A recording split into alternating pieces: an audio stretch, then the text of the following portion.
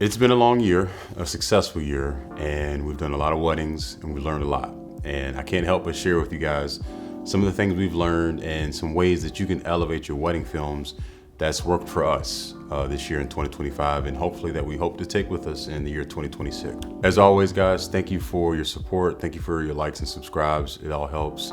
We hope to bring you more content next year that's both educational and inspirational. Some of the films that we've been uploading and producing, I hope you guys have enjoyed them, and we can't wait to bring you more next year. So without further ado, let's get into it. So here's 5 ways that you can elevate your wedding film much before you actually arrive on a wedding day. So the first thing that I like to kind of touch on is audio. Audio is equally, if not more important than the visuals for your wedding film.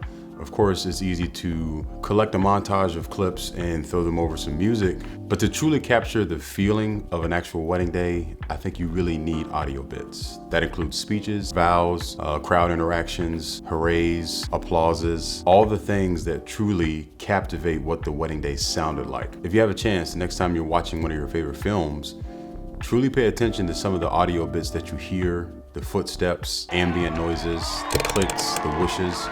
All that stuff really goes into helping elevate a film. On top of this, getting good audio from people that are actually speaking on a wedding day is extremely important. Miking up key speakers at certain times during the day so that we can help tell that story from the people that know the couple the best.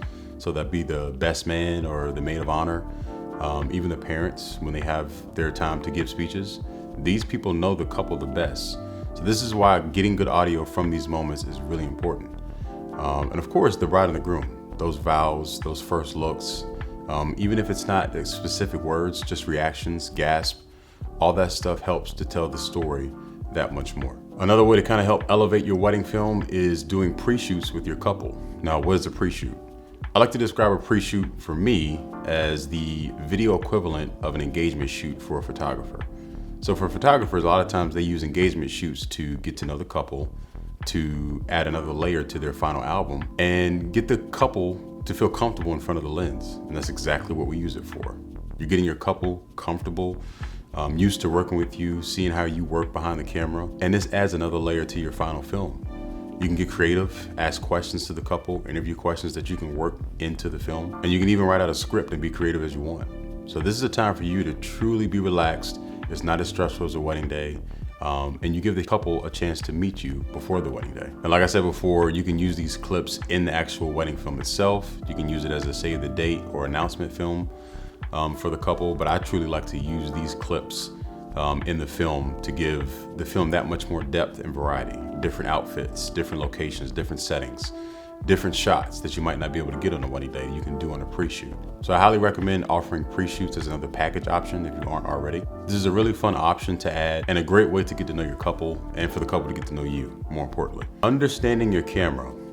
This is a very broad subject, but I think that in this time with so many different cameras, so many different lenses, and so much technology releasing and coming out, we barely have a time to master the equipment that we already have. I'm guilty of this, of course.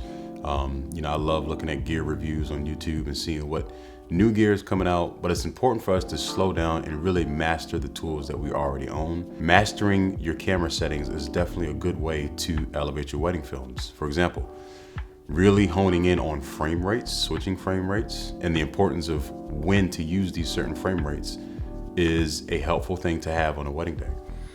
For me personally, for vows, ceremony, or anything that includes audio, I usually like to stick with 24 frames per second. I'm sure you've heard this, that a lot of people consider this to be the most cinematic frame rate.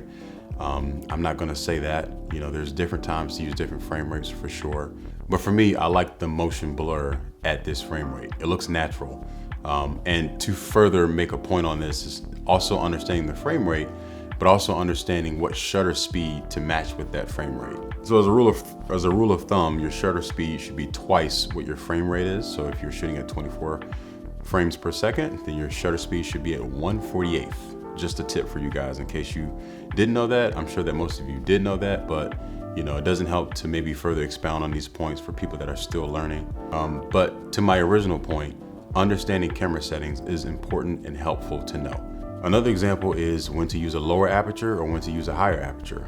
If you're trying to capture the venue or the setting and you want to use a wide angle lens to do so, it's probably a good idea to maybe shoot at f4 or maybe even higher if you have the light available to do so. You tend to want things more focused on these shots. If you're getting hero shots or portraits, then you might want to use 1.8 if you have that option, or 2.8. These shots tend to flatter the bride more, but of course these rules can be broken. It's all about your preference, of course, but this is my personal preference.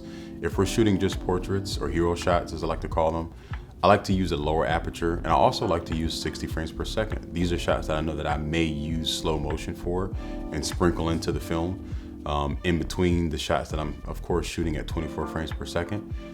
But the point is that understanding your settings and when to use them is very helpful.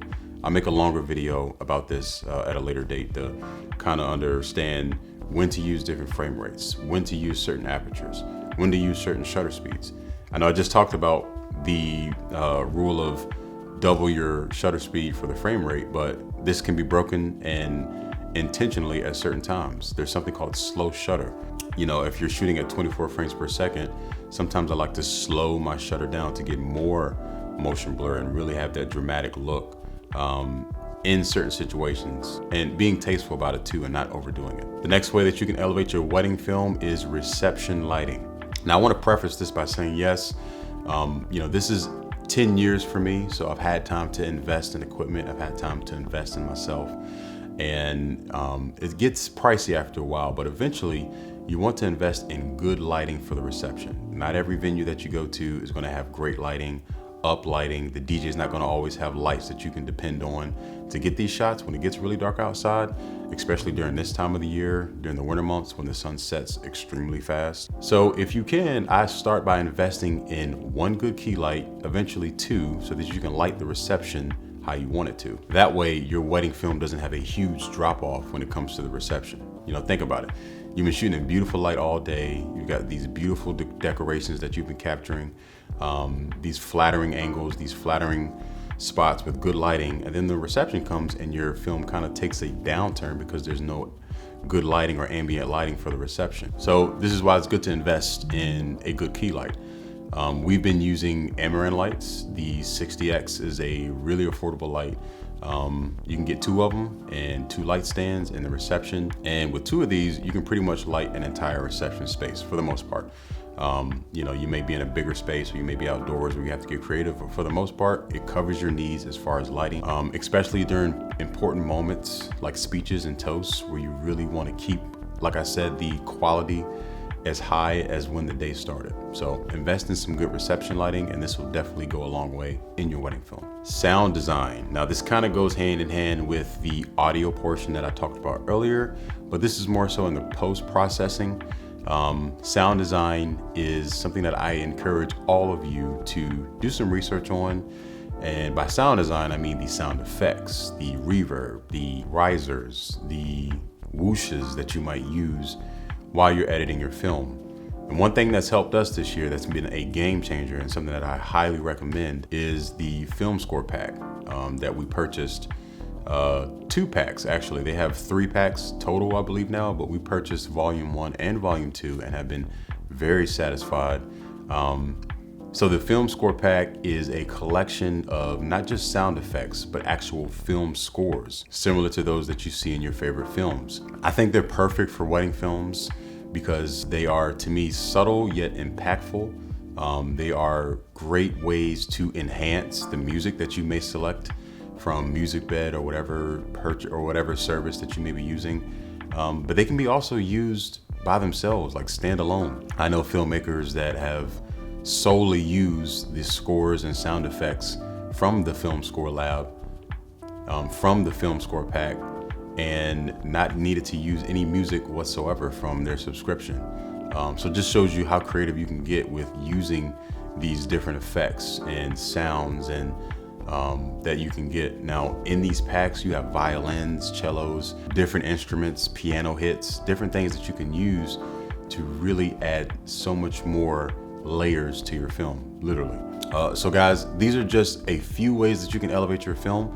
There are so many other ways and so many other things that I hope to do next year But the biggest thing is to always keep getting better, to keep looking at different inspiration, to keep pushing yourself, because you want to deliver a great product to the people that are paying you to do so. So I hope this was helpful. I hope you enjoyed it. We can't wait to bring you more content and more footage in the year 2026.